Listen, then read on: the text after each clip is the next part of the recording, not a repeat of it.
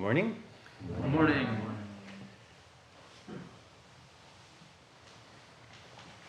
Hope everyone is well. It's hard to believe that just a couple weeks ago the sky was filled with smoke. Actually, all around us was filled with smoke. Such a joy to have some sun and crisp autumn air. I hope that everyone's getting a chance to enjoy that fully. It won't be here for long. And it'll be rain and winter and another kind of wonderful quality to the beautiful place that we live. So I'd like to talk today and next week about ethics. And I always try to pay attention to how many people show up for the ethics talks. Because I always have this suspicion that this isn't the sexiest part of Buddhism. But we've done pretty well today, so thank you all for being here. And I'm going to talk about ethics for a couple of reasons. One reason is that when COVID started in the beginning of this year, I started a series of talks called Freedom of. And I've been presenting some teachings about the way in which the paramitas, which is one way to organize a system or a way of thinking about Buddhist practice. The paramitas mean sometimes translated as the perfections, also can mean the crossing over to the shore of nirvana. That we've been talking about those, and we didn't start in the typical order. We started with patience because I felt like that's what was something we were all working with. Patience isn't just about kind of being able to hold on for a long time, but patience is about finding the freedom in difficult circumstances. Finding freedom within difficult circumstances. And from there, then COVID kept going, is keeping going, so it kept talking about this issue of freedom, of liberation, not as something which just is an outward state, but is an inward condition. And that we all have a deep and valuable freedom, which is present all the time. And so we've made our way around from patience to vigor, to meditation, to wisdom, to generosity, and now we're at ethics. And the next one is patience again. So actually, I'm giving a couple talks, and then there'll be important ceremony, which I'll talk about next. And then we have Segaki, and then the head student for this term, Kogen, will give a series of talks on the Heart Sutra. There'll be a Dharma combat ceremony. We'll have a celebration of the Buddha's enlightenment and closing of term, and that's going to take us up into December. And we'll likely all still be wearing masks, but at least we'll have some invigorating Dharma to engage in through that period of time. So these two talks will be probably the last of these talks about freedom. So that's one reason I'm talking about freedom of ethics. The other reason is because in a couple of weeks, we will have a Jukai ceremony. A Jukai is oftentimes people would describe it as being the ceremony in which people receive the precepts. Actually, the term Jukai is very interesting. Kai is usually translated as precept, but Ju, depending on how it's written, and it's written both ways, can mean to give the precepts, and that can also mean to receive the precepts. It's the same sound in Japanese, but it can have both meanings. And indeed, that's what that ceremony is about. That's what that ritual gate or that Dharma gate is about. It's about giving and receiving precepts. And that you can't receive them without them being given, and you can't give them without them being received. That seems pretty simple. But this is central to our tradition. In this case, precepts, if we talk about it in the matrix of the perfections, we will call it sila, which usually is translated as ethics. It's one of the branches of practice. In the oldest ways that practice was organized, we talked about there being wisdom, about there being meditation, and about there being ethics. That those were the things which animated the path. So although we use the word precepts, people oftentimes think precepts is just like a list of rules, because that's the way that you've encountered them, right? If I say precept, you think it's like a list of rules that you agree to follow. But sila is more nuanced than that. The great ancestor Nagarjuna, in his commentaries on the perfection, says if a person may take up a code of practice, right, or they may not. But either way, if they are practicing sila, then that is the Buddhist path. Okay? So sila is a broader term than just a code of ethics. And in our tradition, it's particularly complicated because in our tradition, many hundreds of years ago, the traditional Buddhist precepts were left behind as rules, and they remained as an ethical practice. So when we use the word precept in the Soto Zen tradition, we're talking about ethics. We're not talking about rules. Okay? So Ju Kai, the Kai, basically means sila. It means ethical living. And when we receive precepts, we receive a list. Okay? It looks like a list of rules, but it is a list of guideposts. It's a list of something which helps focus our intention on delving deeply into what is an ethical way of living. Not for the purposes of being good, right? Like I'm a good boy, because oftentimes that's our motivation, but for the purposes of liberation. Right? So sometimes we have to go through some stage of wanting to be a good boy or good girl, right? So it's not terrible. But we should turn our eye not towards the sense of, do I feel like I'm good or bad, but how is this liberating? How is it liberating for me, and how is it liberating for others? Because it should be both ways. So when we talk about Jukai, we talk about giving and receiving. This giving and receiving is exactly at the center of sila. We can say giving and receiving is sila, or it's the modality of sila. To wake up to a life which is given and received, not a life which is simply my own, as an independent, whatever I think I am independently.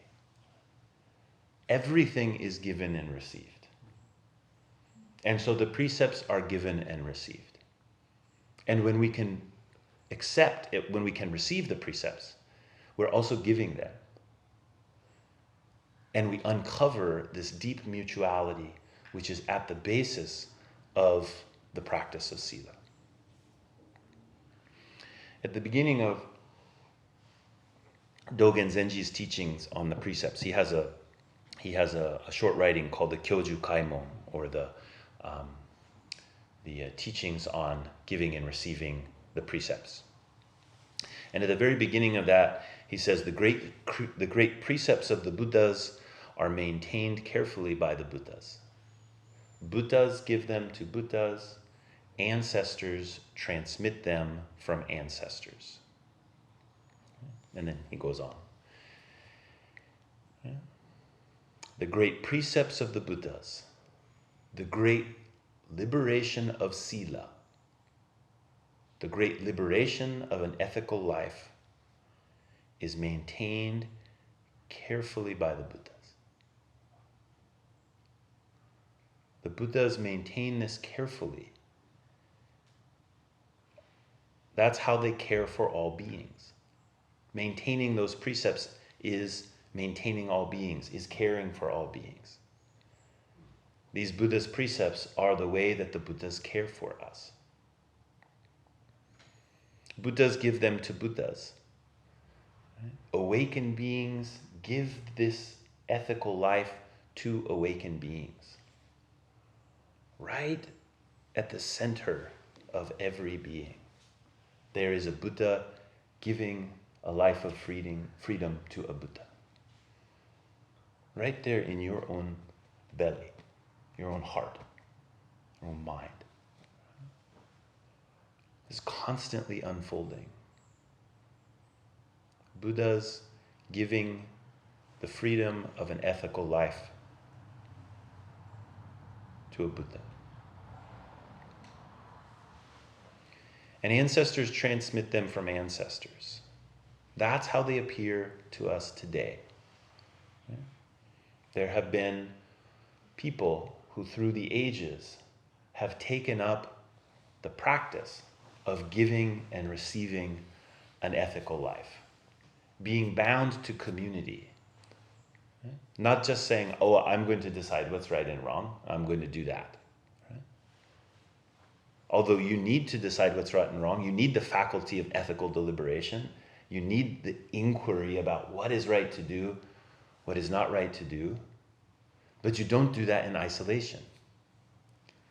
Ancestors transmit to ancestors is how it appears to us. It appears to us as an embedded being in a place, in a society, in a culture, in a community, where my ethical inquiry is completely interrelated with the beings that I share my life with.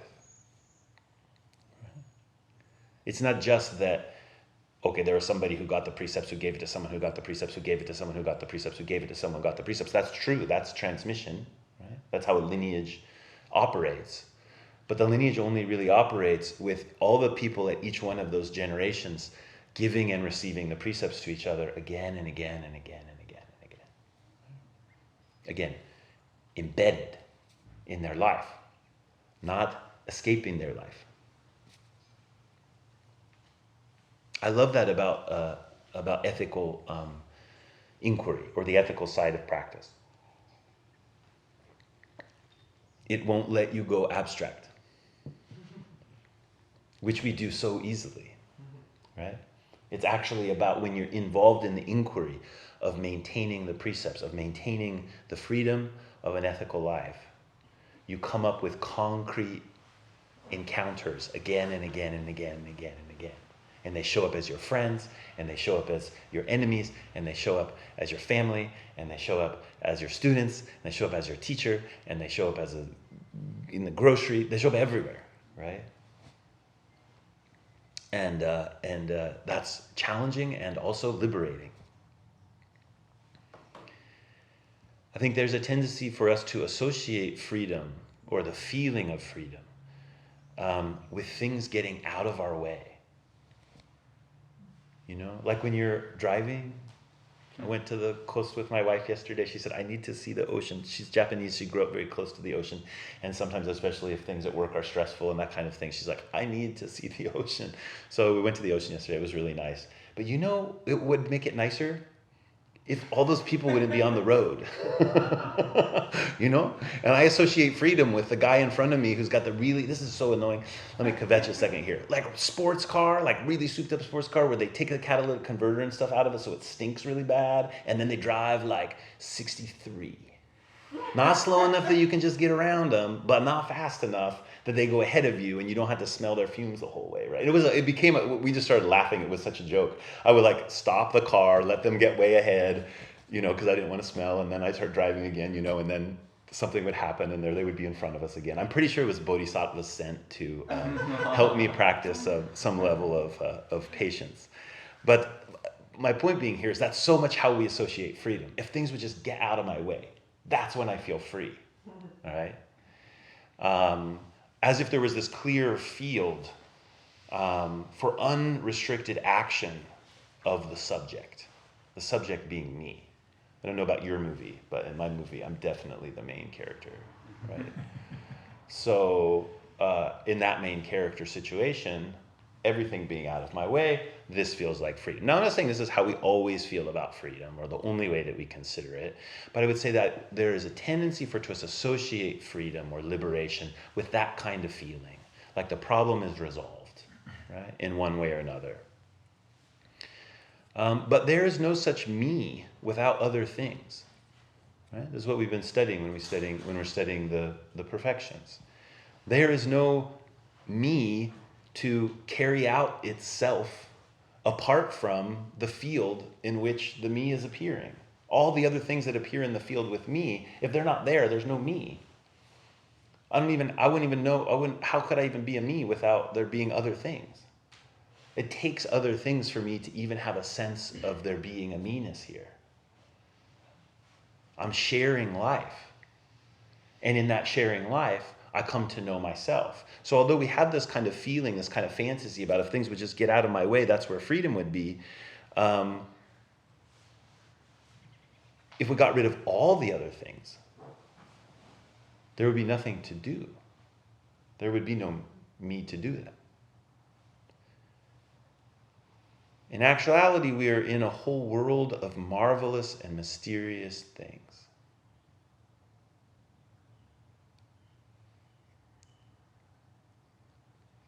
A world full of marvelous and mysterious things. And when I say marvelous and mysterious, I don't mean it's just all covered in chocolate syrup, right? I mean, a lot of things are stinky and don't taste good. We have difficulty with, but they are marvelous and mysterious. And what I mean by marvelous and mysterious is they show up in this way which is beyond our ability to grasp. Ungraspable things are showing up again and again. I know a face of them, and the face I know of them is the face that shows up to me. But I can't grasp the entirety of them because all of those things which I encounter are also depending on all the other things in the world for them to be there. The ungraspable things that show up in my world are not things. Or we could say those things are not things. And then it starts sounding like Zen, right? So as we've been studying these, I've been coming back to this image. And the image that the great Zen teacher Thich Nhat Hanh refers to as the dialectics of prajna. And I believe he uses rose when he uses this image. But I prefer tree. That a tree is not a tree, therefore it is a tree. So no, I've been saying this for the past months, I'm probably getting sick of it. But if you think about that image again, if you look at a tree, you can very clearly encounter the phenomena of a tree. But the phenomena of that tree is made up of all kinds of non-tree things. It's made up of all kinds of things that are not what we would think of as being that tree. Like, for example, it's made up of my mind. The phenomena of that tree being there is not separate from my cognition of it. Now, I'm not saying that you just thought up a tree and that's why the tree appeared.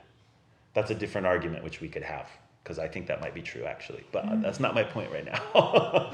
is that even without going down a road of talking about is there a physical world out there or not, you can just say in a real practical sense, even if there totally is this thing called a tree that's out there, the only way that it becomes a phenomena in my world is through my cognition of it, right? For it to be a phenomena, I have to touch it in some way. So when I look at it, I see the tree, my mind is right there present in the seeing, right? There's an image in my head, right? Probably in my heart too. There's soil, there's light, there's water, there's bugs, there's wind. It's all of those kinds of physical things. There's love. How does a tree survive? In a human environment? Or in the environment where the trees just love the trees? So all of these things come into a tree being there. And in fact, everything is like that. Every phenomena is like that. I am not me, therefore I'm me. In the language of the Heart Sutra, we talk about this as the relationship between form and emptiness. Right? Form being phenomena. Things appear. We have glasses. Right? But form being emptiness is saying that the form doesn't just exist independently. The form exists because all the things around it, the glass exists because all the things around it also exist. And that's how it is that the glass can be here. This teaching is called a wisdom teaching, prajna. Okay. Now, I'm not saying that all liberation is defined by this. Right? There is real oppression of the outward kind. Humans inflict horrible things on each other and on other beings as well. So I'm not saying this because freedom should be only something which you can just bring about for yourself, or that it has nothing to do with the causes and conditions that you're in, or that any given being is in. In fact, it's completely related to the causes and conditions we're in. That's my point, is we are embedded in causes and conditions. But that outward forms of oppression, for example, or limitations of freedom, they also emerge and return to this more inward way of thinking about freedom. In what way do we enact that kind of limitation on the freedom of other beings? What has to arise in our heart to enact that and to keep it going?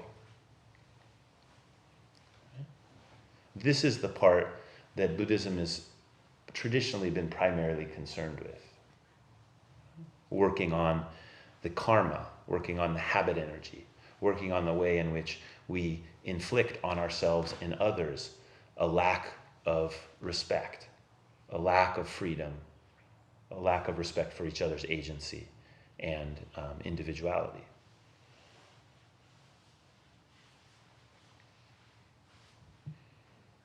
And so, as we explore the practice of ethics, don't look for the light that's somewhere off there in the sky. Okay? That's the point. The light here being the spiritual light, the part where we feel like filled with the word like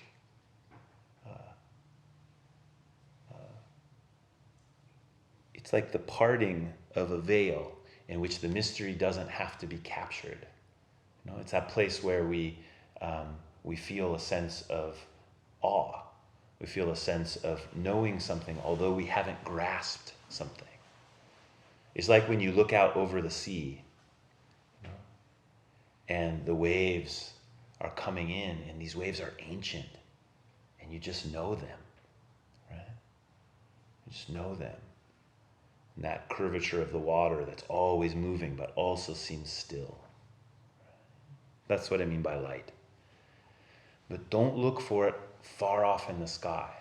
Don't think that it's something that rises above and is out there apart from the things that are down here on earth.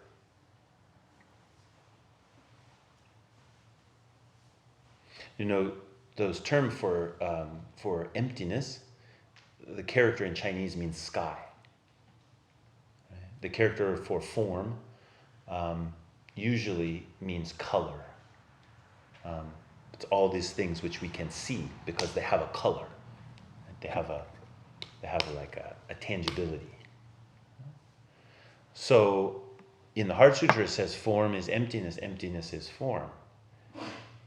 That's very important and rich teaching. One aspect of it is you can't be looking for this light in only the sky and not in the embodiment.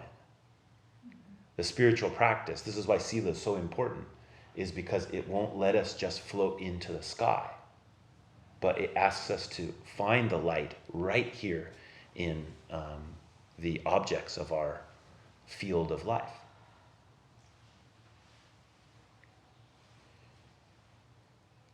Finding the light is meeting the bright mirror of things. This is the giving and receiving.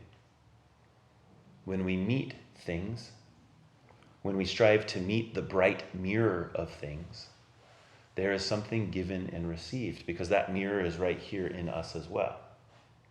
We're looking for the place in which that mirror is giving and receiving. We're giving each other.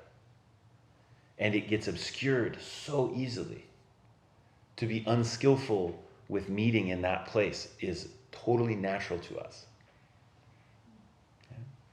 But the ethical teachings, just like all the teachings, but the ethical teachings here are asking us to stay put, to stay facing each other, and to do it with as much integrity as we can, and to look for that reflection, to look for that light that is right there in the thing, not off in the sky somewhere, but right there in the thing. So when you're in a very difficult situation, ethics is telling us things like, don't be angry. Well, why not anger? Well, it isn't just because anger may cause some problem outwardly. It may upset someone or may scare someone, but also because anger obscures the reflection. I'm not saying that you should never be angry. I'm saying that the precept on anger is giving you a clue about how it is that a certain way of acting obscures our ability to be able to see the light right here in our meeting. Because that light is where the freedom is. That light is where the karmic patterns, the habit energies, no longer just turn and control our life, but something different can appear.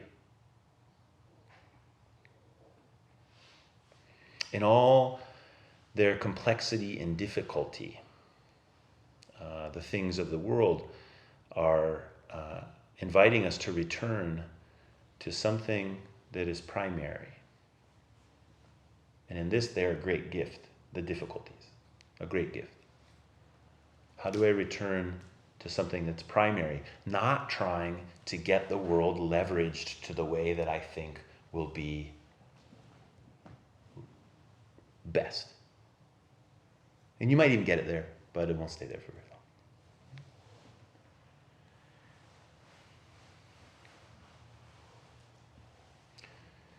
So that right in the midst of the ethical struggle, we find out where to put our foot.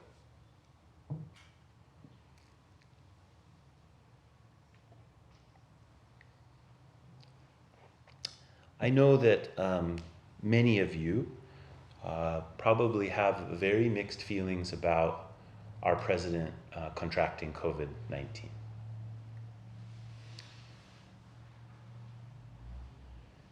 I want to invite you in all seriousness to look at your response very deeply and with a broad mind.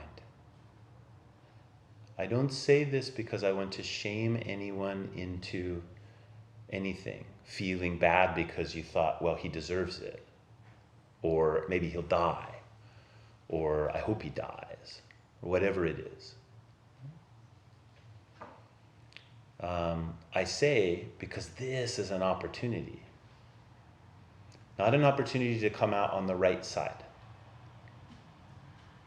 but an opportunity to look deeply into your own heart, to look into your own mind, to look at our own capacity for brutality, our own capacity for wishing ill of others, and feeling what is the karmic pattern that is there.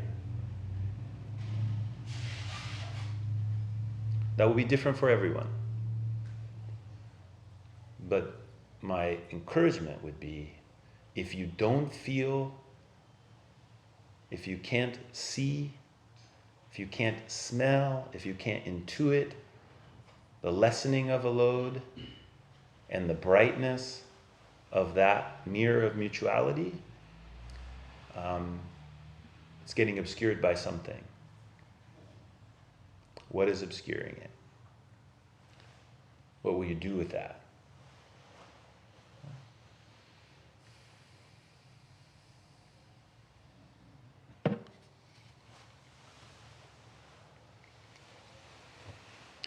Any questions or comments? And people who are on the monitor or on the online, we have a monitor today. So if your camera's on, people in the hall can see you, including me. And you can just speak up if you'd like to ask a question. You just unmute yourself and jump in. And people who are outside, if you'd like to ask a question, we have a mic here. So if people can come here to the threshold of the door, then the Jisha can point this mic at you, and that picks it up. And people in the hall, if you just gasho, then he can point the mic at you, and you can ask a question.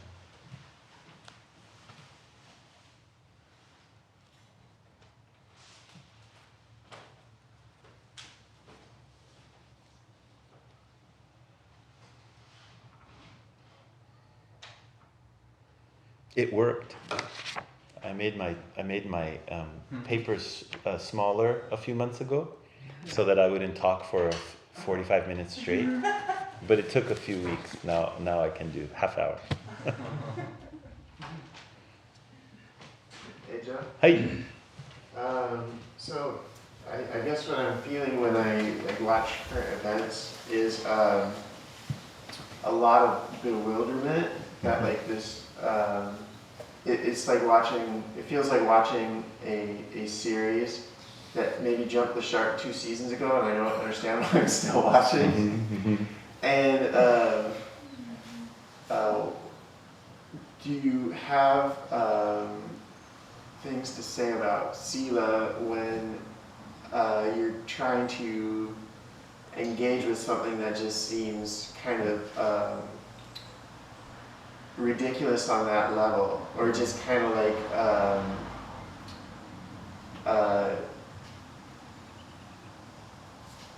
it just seems it's so far-fetched that it's like, whoa, I don't even feel indignant about this anymore. Right. Yeah, totally. Yeah. Well, I have 2 thoughts. One thought is that most of the ethical practice is right here. It's just like, who do you meet today? What do you do today? In the embeddedness of your life. And when the spectacle gets quite noisy, one of the real difficulties of that is it's so easy for the spectacle to pull us out of the actuality of our day-to-day living. And just from where I sit, my perspective on one of the real tragedies that's happening in our society right now is the spectacle is at such a fever pitch that it's pulling people out of the embedded quality of their ethical living. And people kind of like, oh, well, screw it. And then you get on Facebook or something, and then it's just like the end of it. It's like you just write something and send it off. And it just feeds on each other. Kind of an unfiltered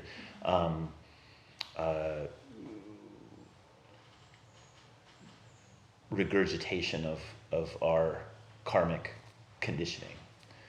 So that's the first thing. Is I try to watch that in myself and make sure that I don't use those activities out there to undermine my own ethical choices. And someone, I'm not going to hide my politics in this. Somebody who is so aggravating as Trump, one of the things so aggravating about him is he has completely captured the attention of everyone. And people are just hucking their ethics away to kind of like fire shots at him. And that seems like such a problem, So that's one thing. I would say the other thing is that ethics, like I would say everything that really matters, takes a huge amount of commitment and resolve to keep going, and it takes nothing for it to shatter. There's a story, one of the stories that Nagarjuna tells about ethical living is about a fellow who is making all these offerings to this god. He makes all these offerings to this god, and he wants to have a good life. He's a very poor farmer or something, and he wants to have a good life, and so he makes all these offerings, and finally the god hears his prayers and gives him this vase, right? And no matter whatever he thinks he wants his life to become, it just happens once he has this vase. It's called the vase of virtue. And so at one point in the story, someone comes and asks him about how he became so successful, even though he started out so impoverished. And he says, oh, I have this vase which the God gave me, and it's so great, and all these great things are coming out of the vase. And he gets so excited that he gets up and he dances on the rim of the vase. and the vase breaks, and then he loses everything. And the reason Nagarjuna tells this story is he says, this is what it's like. You try really hard. This is kind of a metaphor from another time, but he's like, you try really hard to make this thing happen, and you actually receive the prize, right? And it brings all kinds of wonderful things into your life. He says this is how Sila is. It brings all kinds of wonderful things into your life. But one moment of objectifying, and the whole thing is gone. And so this is the quality of the quality of our individual ethics, but there's also the quality of our collective ethics. And so for us to live in a life, to live in a world that has righteousness at its base, there is no other way than for us to live out the righteousness. And we don't do it and then we're done. It can go away in a moment. So for me, the spectacle makes me want to double down on it. It doesn't mean it's easy to make decisions about whether I rob a bank or not. Right? Like, that's a little bit of hyperbole, but, so for example, if the monetary system is so rigged, right, that's going to influence my ethical thinking. I don't just say, well, it's wrong, money is sacrosanct, and so I'm going to protect that at all costs because the precept says do not steal. What do I mean by steal? Is hoarding property itself theft? I would say yes. And so what is my ethical reaction to that? I have to stay alive and engaged in that process. And it at some point, it will get very gnarly. It's mildly gnarly now. I'm a child of the 80s. Gnarly. It's kind of gnarly now, but it ain't that gnarly compared to where it has been and where it could go. And I think that's the point where people who are taking seriously their day-to-day ethical actions and their ethical ways of holding their heart will become the jewels of what emerges from there.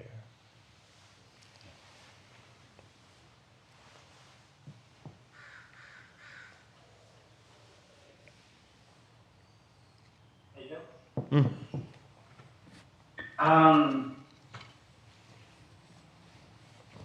In regards to the current things ailing our acting president, there has been a lot that has been coming up. I've been having a lot of discussions about that with my partner, and he is kind of firmly rooted in the stance that he deserves it, and it's justified, and it's irony, and it's like all these things. And I'm faced with that and trying to feel for that place, because there's some part of me that feels drawn into what he's saying. I don't necessarily, the more I look at that, the more I find I don't disagree, but at the same time, I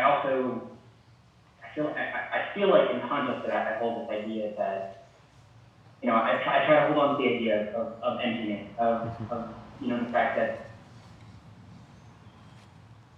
I don't know, all these, like, I try to hold on to the fact that he is still a human being, that he is still a human being that has been conditioned and formed and changed by the same society that I have been conditioned and formed and changed by. Different aspects, different sides get shared, but at the end of the day, we share that humanity. And I was wondering if you could comment on that and kind of, I don't know, help me find it, help me investigate that a little bit more. Yeah. So one thing I would say, in the subtlety of this, is there are many layers of our being, right? So there's one layer of our being where we may feel like, oh yeah, jerk deserves it, didn't wear a mask, like who would have thought, So there's that layer that may be part of our being. The question ethically is, what layer of my being am I going to rely on?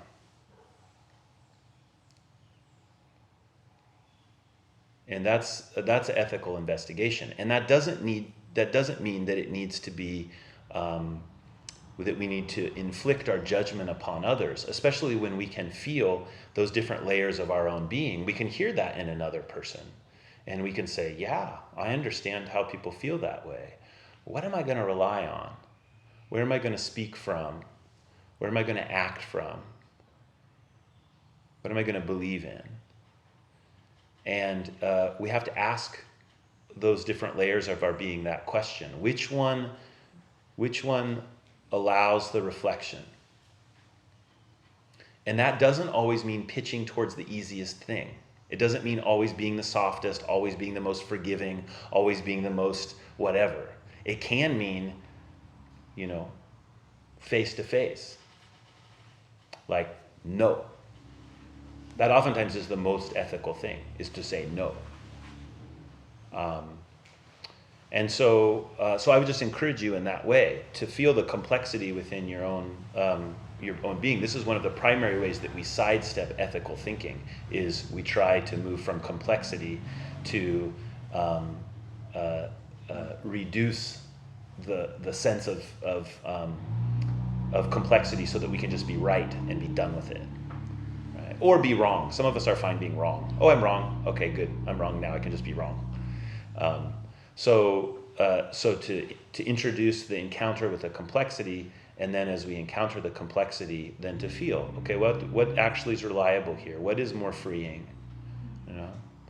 And so for me, for example, with President Trump getting COVID, one of the things that's really, I feel like, is important for me to recognize is I didn't have anything to do with it in a very direct sense, and what I think about it's not going to change the whole situation a lot, right?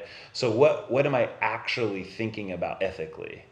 What is my ethical conundrum here? The ethical conundrum is, how am I going to hold it in my heart?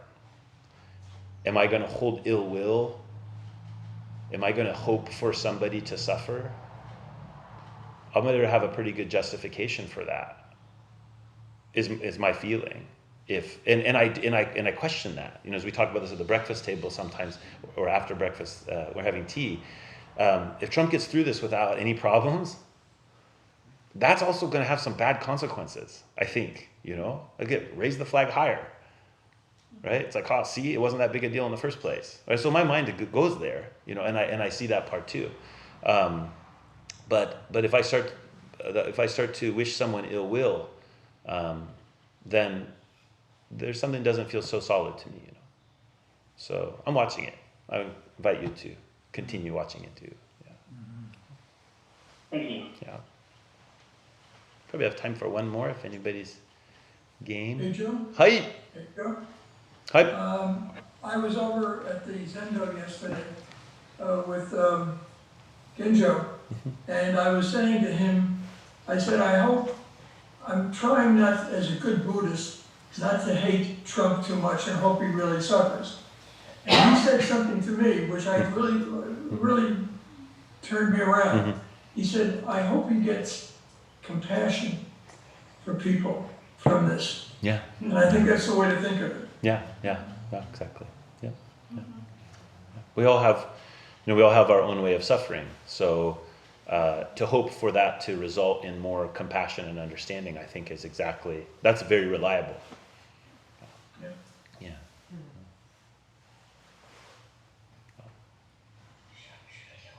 Hey Joe, Hi. I have a question. Mm-hmm. So let's see if I can formulate this.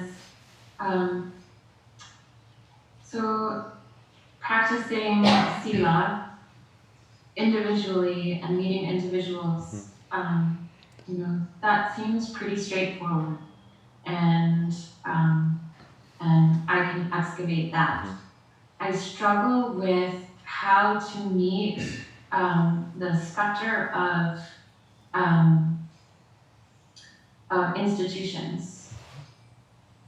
So that just seems like in the ether to me, because in this country we are meeting such unethical, historical, entrenched everything. And how to meet that is not. I mean, we can do lip service to it being met on an individual basis, but that's that's not where the power and the control is. So how does an individual meet institutional unethical? Yeah. We have to build communities. We have to build the culture of ethics. And it's not like this specter started a few years ago or even a century ago. This is part of the law of humanity. And there have been times of more and times of less ethical consideration on the institutional scale. And so we have our unique challenges with that, and I don't think there is any way around building the institutions, building the communities, building the culture that holds sacred values as central to a human life. And if we can't do that, then the destruction that we deliver on ourselves will be necessary. Because it can't just stay in the rut. So we may fight as hard as we can to enact that ethical life with all the gusto that we've got, and we might fail in actually turning the world around. But that's not the point. It's not the point. Saving the world isn't the point. Yeah. So, it's modest, what we're doing here at Budai Temple, but important. Doesn't mean that this institution is perfect. It doesn't mean there's nothing for us to face in this institution. There is. But when we look for that illumination in each other, we start to build a community and a culture of mutual responsiveness and responsibility and care. And if you talk with people outside of your bubble, most people have that to some measure, and they hunger for more of it. And the people who you would think, I don't, I'm not going to like them, I'm not going to agree with them, we don't have nothing in common, da da da da da. They also have a measure of that, and they hunger for it, and they hunger for more. Has been my experience. And so I have a kind of a trust that actually we're wired to want this kind of freedom. It's in the hearts of our being. So I don't think it's just when the people I agree with can rule the world, everything will be fine. I think actually there's something that has to get activated in a more primary sense, and no amount of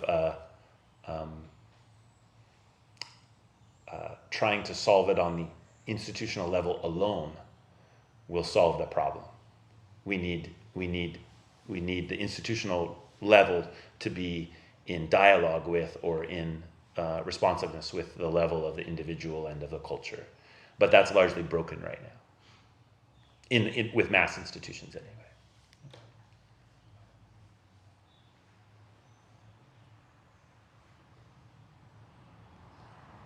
And I guess the last thing I would say is that our sorrow over the diminishment of our collective lives because of our inability to really rise to the occasion in an ethical way collectively, that sorrow is deeply important.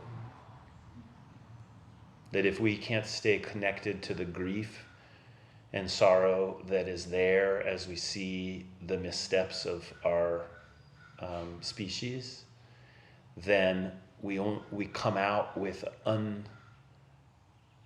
unwieldy responses, which may set a fire that's helpful in a way, but that we need that grief and sorrow to find our way forward with our feet on the ground.